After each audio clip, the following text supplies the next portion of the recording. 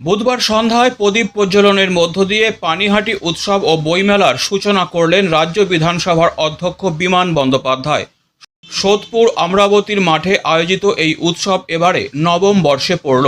বিধানসভার অধ্যক্ষ ছাড়াও এদিন উদ্বোধনী অনুষ্ঠানে হাজির ছিলেন রাজ্যের খাদ্যমন্ত্রী রথীন ঘোষ, কৃষিমন্ত্রী শোভনদেব চট্টোপাধ্যায়, স্থানীয় বিধায়ক তথা পানিহাটি উৎসবের সভাপতি নির্মল ঘোষ, পানিহাটি পুরসভার পুরপ্রধান ও উপপুরপ্রধান যথাক্রমে মলয় রায় ও সুভাষ চক্রবর্তী, খড়দা পুরসভার চেয়ারপারসন নীলু সরকার, পানিহাটি উৎসব কমিটির সভাপতি তথা স্থানীয় বিধায়ক নির্মল ঘোষ বলেন, উৎসবের মাধ্যমে বাংলার কৃষ্টি ও সংস্কৃতি তুলে ধরাই তাদের একমাত্র উদ্দেশ্য।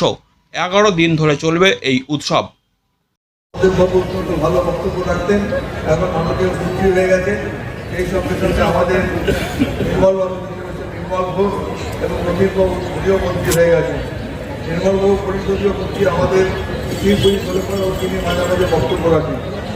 একটা কথা শুধু আপনাদের বলি, আমাদের স্বর্ণময় বিধানসভা, এই বিধানসভাতে এমন ক্ষেত্র নেই যে ক্ষেত্র থেকে তারা আমাদের বিধানসভাতে আসেননি বা রিপ্রেজেন্টেটিভ নেই।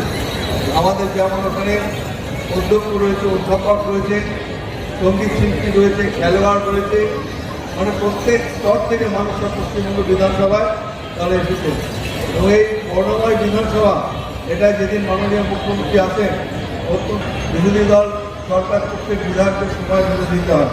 আর শোভনদেব চট্টোপাধ্যায় এবং আমাদের যিনি রয়েছে রথীনবাবু, এরা তো বিধানসভার ভালো ব্যাটসম্যান, অর্থাৎ বিরোধীরা চোখা চোখা প্রশ্ন করে সেই প্রশ্নের সম্মুখীন হয়ে সেই প্রশ্নের উত্তর দিতে হয়। আমি তাই বলবো, আপনারা যারা এখানে সভাপতি হয়েছেন, আপনারা একটা উপযুক্ত লোককে পশ্চিমবঙ্গ বিধানসভায় পাঠিয়ে দেন। আমাদের বিধানসভাকে সবাই এরা সমৃদ্ধ করছে, তাই আমি আপনাদের ধন্যবাদ জানাই।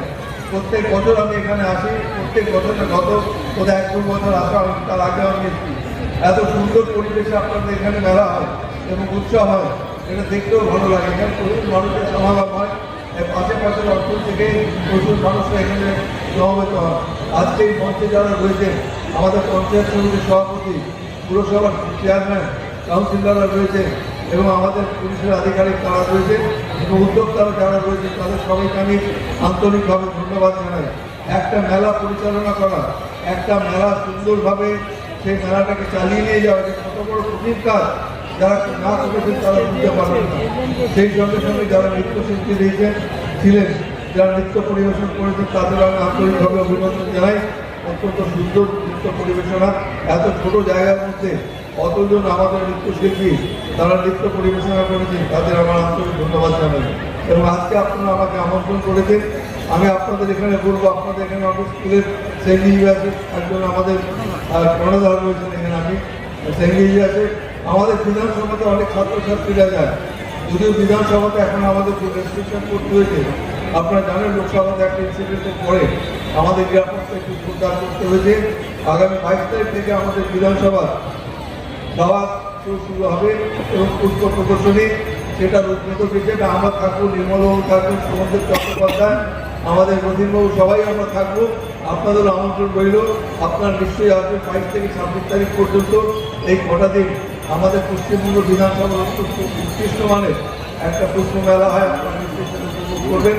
এবং আমি আর একটা অনুরোধ করবো, এখানে যেসব স্কুল কলেজের ছাত্রছাত্রীরা রয়েছে, বিশেষ করে 9, 10, 11, 12 এবং কলেজের স্টুডেন্টরা রয়েছে, বিধানসভাতে আসতে বলবেন। বিধানসভায় যে সমস্ত কলেজের ছেলেমেয়েরা তারা আসেন, তারা জানতে চান বিধানসভায় কীভাবে পরিচালিত হচ্ছে। যেমন আমাদের মন্ত্রিসভার সদস্য, আমি তো বলি ওটা টেস্টিং গ্রাউন্ড, হয়তো ওখানে টেস্ট করা হয়।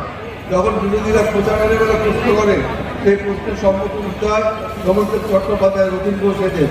আমাদের নির্মলবাবুর প্রশ্নের উত্তর দেওয়ার কোনো প্রয়োজন নেই, যেহেতু তিনি মন্ত্রিসভার অন্য মন্ত্রিসভার মধ্যে নেই। কিন্তু তাকে যে অর্গানাইজ করা, বিধানসভা সুষ্ঠুভাবে পরিচালনা করতে গেলে পরে একটা আলোচনা 2 ঘন্টার সময় কীভাবে সমস্ত সদস্যদের মধ্যে যে সময়টাকে ভাগ করে দেওয়া, সরকার পক্ষ বিরোধী দলের যারা বক্তা, এটা অত্যন্ত কঠিন কাজ। যে কঠিন কাজ হচ্ছে অত্যন্ত সুচারুরূপে চলে আসছে।